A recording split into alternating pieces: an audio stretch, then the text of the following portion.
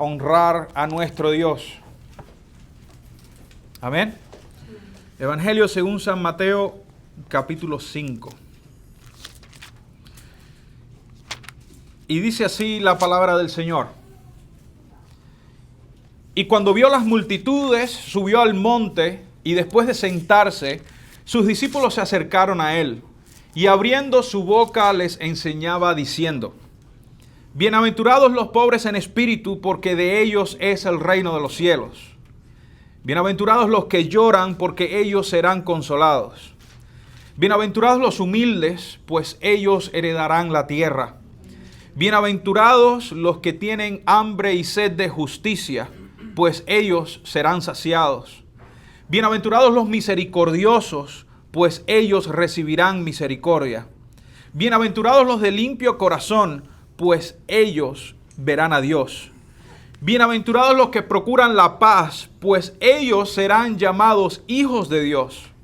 Bienaventurados aquellos que han sido perseguidos por causa de la justicia, pues de ellos es el reino de los cielos.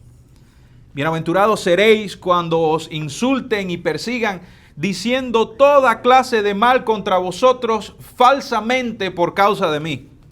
Regocijaos y alegraos, porque vuestra recompensa en los cielos es grande, porque así persiguieron a los profetas que fueron antes que vosotros. Les invito a orar. Señor amado, gracias por la bendición, Dios mío, de estar esta tarde juntos. Te suplico, Señor, háblanos, ministra nuestros corazones, Señor, necesitamos de ti. En el nombre de Jesús. Amén. Pueden sentarse, hermanos.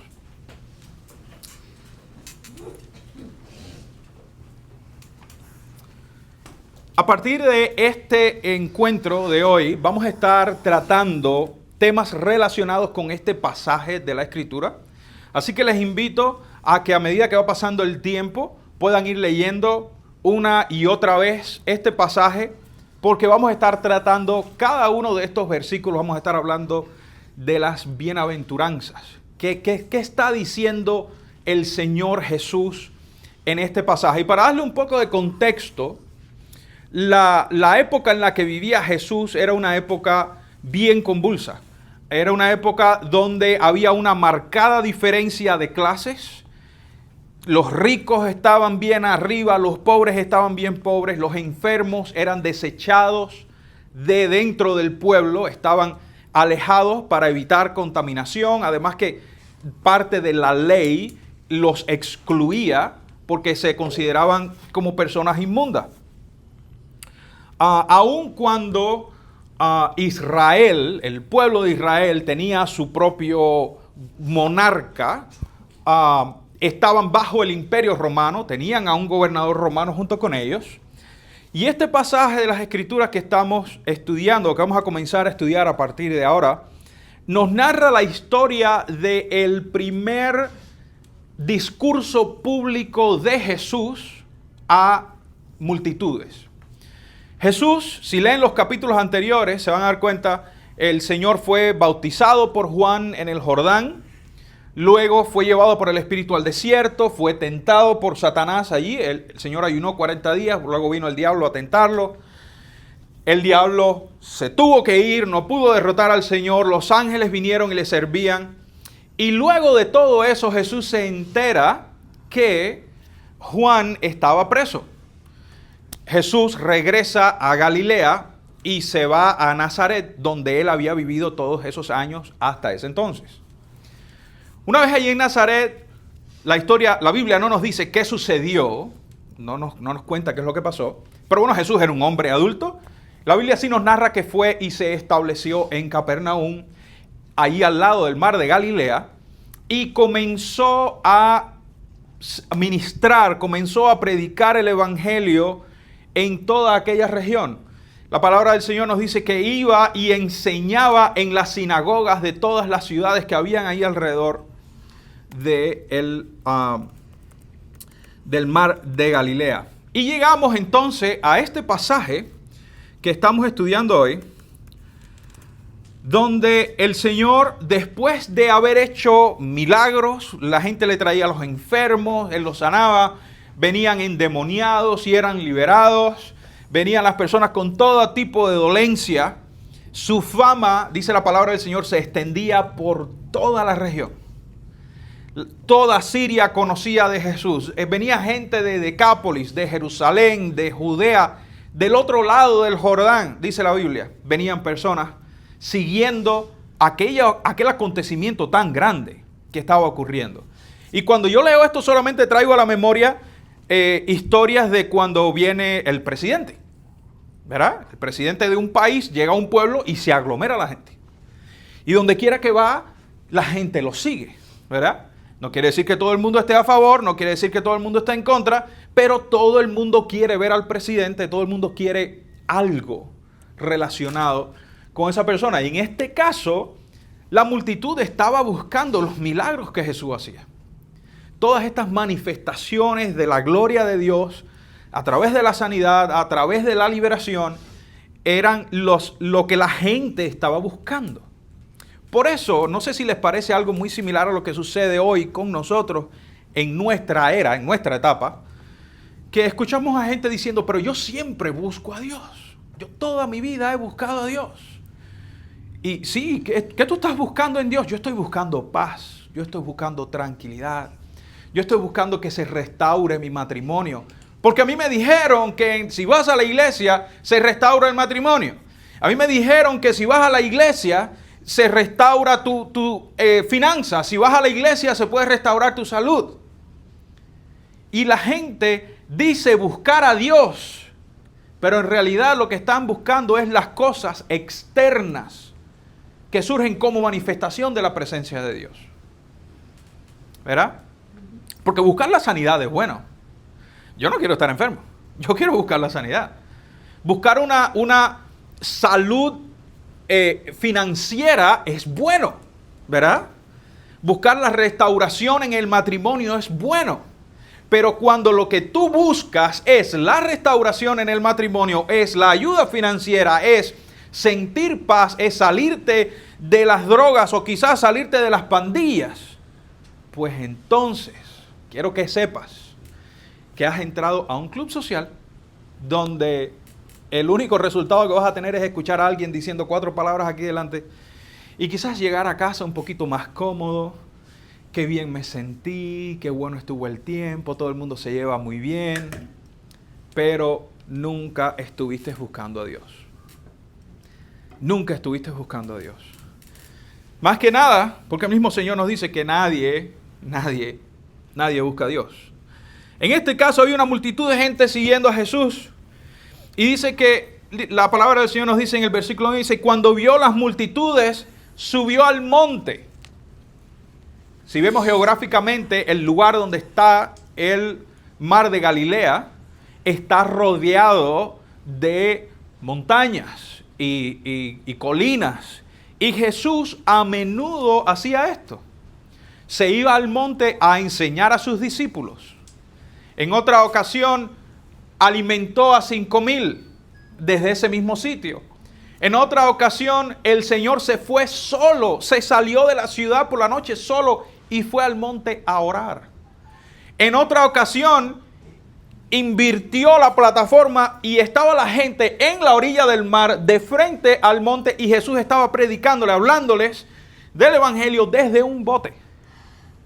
Todo se relacionaba en parte de su ministerio en aquella área. Y viene el Señor, sus discípulos se acercan y Él comienza sus enseñanzas a los discípulos diciéndole, bienaventurados los pobres en espíritu, porque de ellos es el reino de los cielos. Bienaventurados los pobres en espíritu. Ahora bien, cuando pensamos en esto decimos, bueno, bienaventurados los pobres. O sea, ¿me estás diciendo que solamente los pobres son los que entran en el reino de los cielos? O sea, todo el que tenga un poquito de dinero no va a entrar al reino de los cielos. He escuchado a otras personas diciendo, como Jesús dice más adelante en el capítulo 19, más fácil entra un camello por el hueco de una aguja que un rico al reino de los cielos. Pero ¿está hablando Jesús de los ricos de posesiones? ¿Cuál es la diferencia entre un rico y un pobre? Vamos a comenzar estableciendo qué cosa es pobre. Si vamos a la internet, podemos ver que para el año 2025, el gobierno federal ha establecido, aquí en los Estados Unidos, ha establecido que el límite de pobreza es para una familia de 4 personas que sus ingresos son menores a $30,900. Si una familia hace menos que eso, el gobierno federal ha determinado que es una familia que está por debajo del nivel de la pobreza, ¿verdad? ¿Por qué? Bueno, porque ellos establecieron, basado en investigaciones, que ese es el límite para el año 2025. Ahora bien, cuando leemos la palabra del Señor, lo podemos encontrar en todo el Nuevo Testamento, se utilizan 2 definiciones específicas cuando hablan del pobre. Hay un pobre que es aquel que tiene suficiente para ese día, pero no tiene para más adelante, no tiene para mañana, tiene para hoy, pero no tiene para mañana. Por ejemplo, Mateo capítulo 19, versículo 21 dice así, Jesús hablándole al joven rico. Jesús le dijo, si quieres ser perfecto, ve y vende todo lo que posees y dalo a los pobres.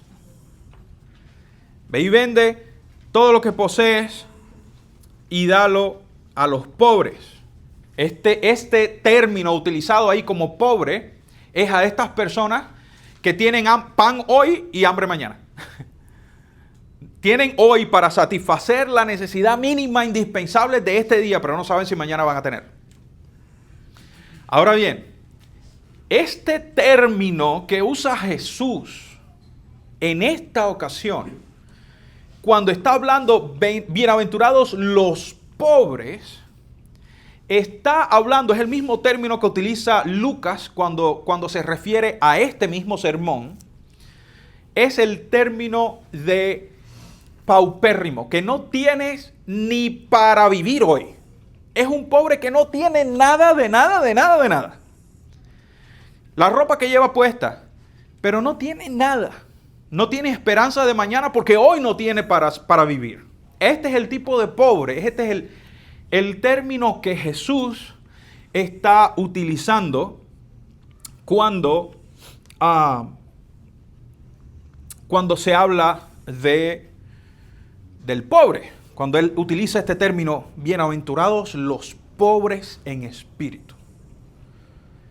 Que no tiene nada. No tiene nada de... Imagínate lo más miserable que tú has visto. Que no hay nada, no tienes nada. A esa persona se está refiriendo Jesús.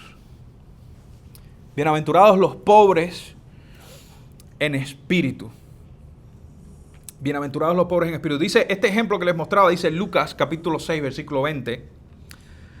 Volviendo su vista hacia sus discípulos decía, bienaventurados vosotros los pobres, porque vuestro es el reino de los cielos. Bienaventurados vosotros los pobres. Y es el mismo término, es una persona que no tiene absolutamente nada, ni siquiera para vivir ese mismo día. Ahora, si vamos a hablar de los pobres, tenemos también que ver el contraste. ¿Qué cosa es un rico? El rico es aquel que tiene lo suficiente para vivir, ¿verdad? Y para guardar. Para vivir hoy y para guardar. Tiene suficiente. El rico puede ser rico, quizás sus riquezas son el resultado de un trabajo arduo, de su esfuerzo. ¿Cuántos no conocemos gente que trabajan 24 horas al día, todos los días, todo el año, sin parar? Y son gente que definitivamente tienen dinero. Y el dinero no se los ha regalado nadie, es el fruto de su trabajo. es el fruto de su esfuerzo. Personas que se empeñan en trabajar y trabajar y trabajar y hacen una fortuna tremenda. Ese es una de las oportunidades que pudiera tener esa persona. Otro quizás es que eres rico porque obtuviste una herencia de alguien. Alguien en tu familia, en Cuba decimos a cualquiera se le muere un tío, ¿verdad? A lo mejor a esta persona se le murió un tío y ese tío le dio por herencia una buena suma de dinero y automáticamente eres rico. Tu estatus cambia, ¿verdad? Tú eres rico. O quizás eres una persona que nació en una familia de dinero. Ese es el otro tipo de rico. Nació en una familia con mucho dinero, que no tiene que preocuparse por nada, está set for life, está listo sin ningún tipo de problema. Es rico por nacimiento, ¿verdad? Ahora bien, ¿qué decimos del pobre entonces? Este pasaje, como les decía, está hablando de un pobre que no tiene absolutamente nada. Pero la razón de la pobreza de esta persona puede ser el resultado de su vagancia y el mal uso de las finanzas. Si tú eres un vago, créeme que no vas a tener solvencia económica, ¿verdad? Porque para ganar hay que trabajar, ¿cierto? Entonces, puede ser una persona vaga, puede ser que esta persona está ahí porque no supo manejar bien su dinero. Se lo gastaba como el hijo pródigo. Se le dieron la herencia y se lo gastó en placeres de la vida. Nada que le fuera de provecho, ¿verdad? A lo mejor esta persona quizás nació en una familia pobre y tiene la misma línea de comportamiento de los que están a su alrededor. Yo soy pobre, yo lo único que he visto es la pobreza, pues yo me voy a dedicar a esto, yo no voy a hacer nada más, ¿verdad? A veces nuestra circunstancia, cuando nosotros no tenemos la mirada puesta en otra cosa, a veces nuestra circunstancia dicta nuestras acciones. Eso le sirve lo mismo al rico que al pobre. Y terminamos siendo pobres, miserables, sin tener absolutamente nada.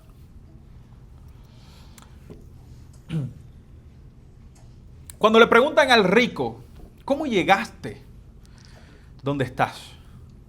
¿Cómo llegaste ahí? ¿Verdad? Cuéntame la historia de tu compañía. ¿Cómo llegaste a ser millonario? ¿Verdad? Mi suegra estaba viendo el otro día una novela y oye, en esa novela todo el mundo es millonario. De verdad. Todo el mundo es millonario.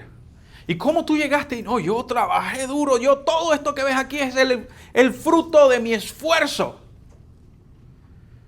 Y le preguntaban al otro, este es el fruto. Y le preguntaban a los hijos. Y los hijos entonces era, bueno, mi papá es rico, pues. Yo soy rico también. Pero así ha llegado a donde está. Cuando le preguntan al pobre, ¿cómo has llegado a donde está? Y el pobre dice, yo no he conocido otra cosa que no sea la pobreza. Pudiera decir, ¿verdad? No he conocido otra cosa que no sea la pobreza. O pudiera decir, bueno, mis esfuerzos no fueron suficientes porque soy vago. O quizás mis negocios no fueron buenos y perdí todo lo que tenía. O quizás por culpa de mi familia soy así. O he llegado hasta donde estoy. Pero al final ese es el resultado de donde estás. Esa es su situación. Del mismo modo, hay ricos y pobres espiritualmente. Del mismo modo. Del mismo modo nos vamos a encontrar pobres entre nosotros, sin dinero, que son millonarios en la moneda espiritual. Y nos hemos encontrado otros pobres iguales, que son tan miserables espiritualmente como lo son de manera física. Del mismo modo nos encontramos ricos que tienen mucho dinero, pero son unos miserables, son paupérrimos. Espiritualmente no tienen ni siquiera para hoy. Y del mismo modo nos encontramos ricos que espiritualmente son ricos. ¿Verdad? Pero la clave no está en su riqueza, la clave no está en su pobreza. La clave está en cómo vemos las cosas. La clave está en saber cómo he llegado a donde estoy. Les voy a contar una historia que escuché a un predicador no hace mucho. Dice este predicador que un periodista viene y entrevista a 3 personas. Entrevista a un judío, a un musulmán y a un cristiano verdadero. Lo que más me gustó de esta historia es que dice este pastor, encontrar a un cristiano verdadero es una cosa rara. Es como encontrarse un diamante, ¿no? Por ahí en algún sitio. Es algo raro, es difícil de encontrar. Pero el periodista viene y le pregunta al judío y le dice, déjame hacerte una pregunta. Cuando tú mueras, ¿dónde vas a ir? Y el judío dice, bueno, yo voy a ir al camino de los justos. Voy a ir al cielo, al paraíso. Ok. ¿Y por qué?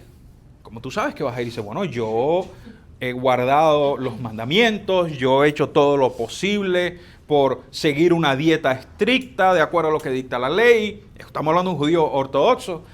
Yo he hecho obras de caridad, yo guardo el sábado, yo hago esto, yo guardo lo otro, yo hago lo otro, y por eso yo creo que yo voy a ir al cielo. Yo he cumplido, yo he tenido la capacidad de cumplir con ciertos estándares establecidos, por lo tanto, yo voy al cielo. Ok. La periodista sigue y le dice al musulmán, bueno, dime, cuando tú mueras, ¿a dónde vas a ir? Yo voy a ir al paraíso. Pero ¿cómo es posible? Cuéntame, ¿cómo tú sabes que vas a ir al paraíso? El musulmán le dice, mira, yo he ido cada año, me he esforzado y he ido a Meca. Yo hago buenas obras, yo oro, hago mis plegarias 3 veces, 4, 5, 7 veces al día. Yo hago esto y hago lo otro, yo me voy bien con todo el mundo. Yo tengo un dealer y yo no le financio a nadie porque yo creo que eso es robar. Y comienzo a hacer buenas obras de este modo. Por lo tanto, yo voy al cielo. Perfecto, me parece bien. Entonces llega esa señora y le pregunta al cristiano, le dice, bueno, cuando tú mueras, ¿a dónde tú vas a ir? El cristiano dice, yo voy a ir al cielo.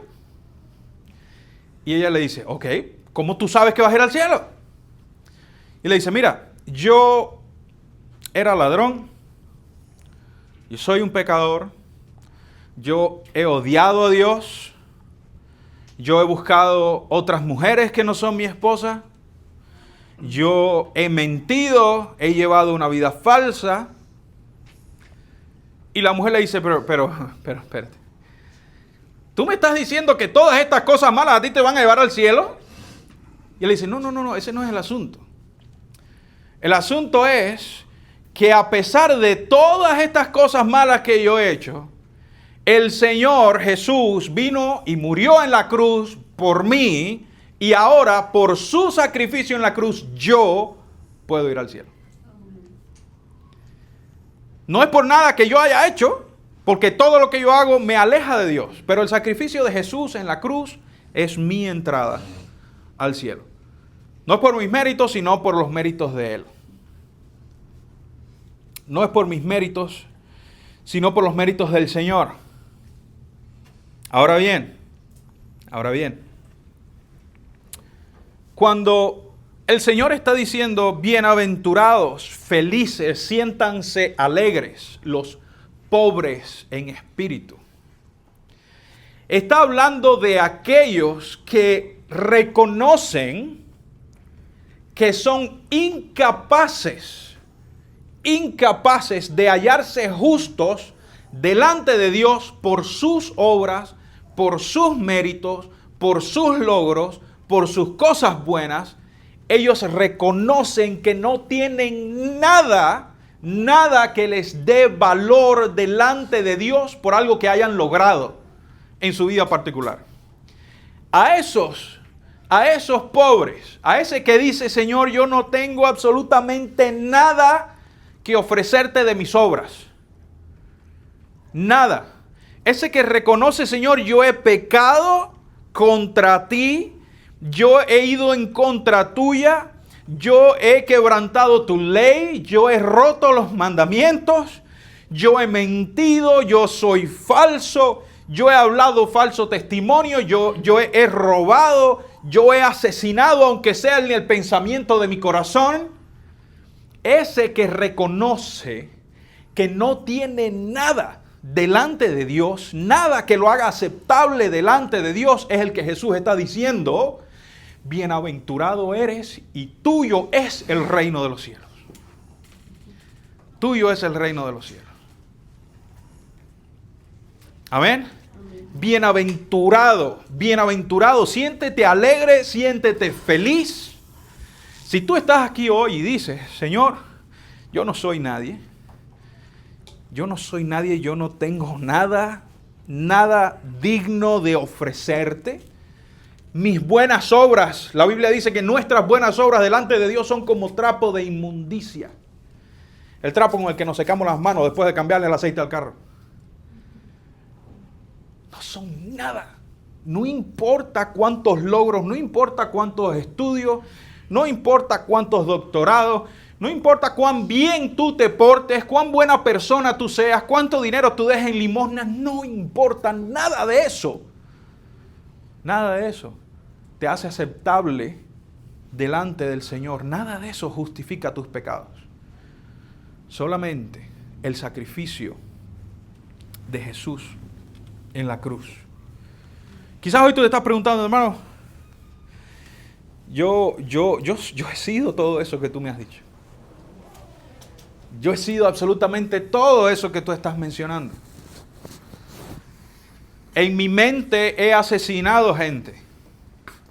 En mi mente he adulterado con otra persona.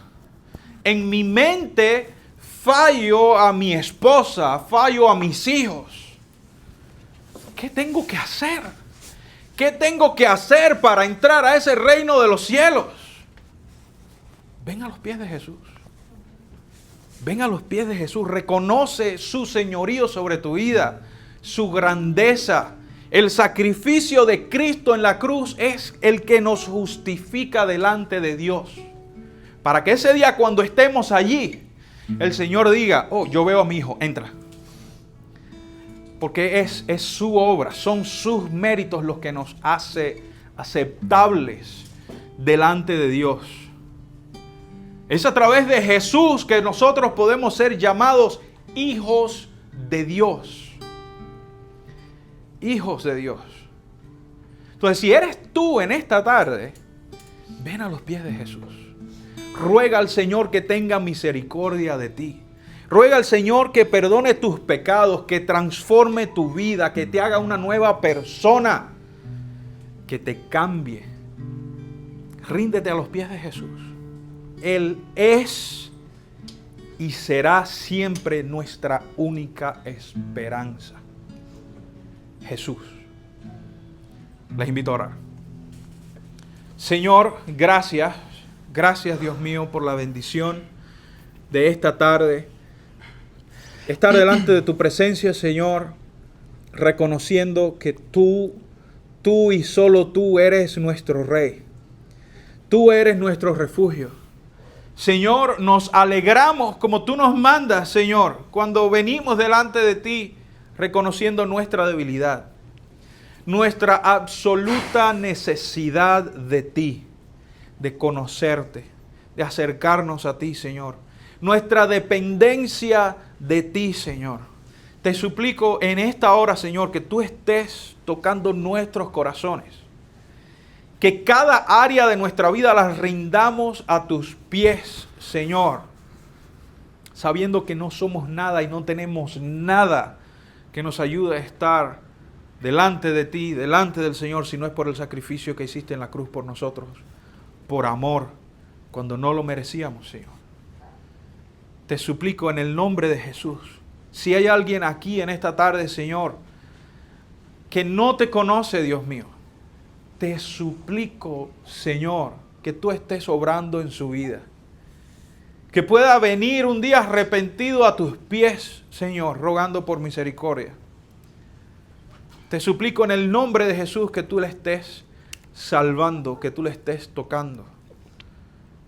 En el nombre de Jesús, Señor, guárdanos a nosotros. Te lo pido, Dios mío, porque eres tú nuestra única esperanza. Eres tú nuestro refugio. En el nombre de Jesús. Amén. Amén, amén.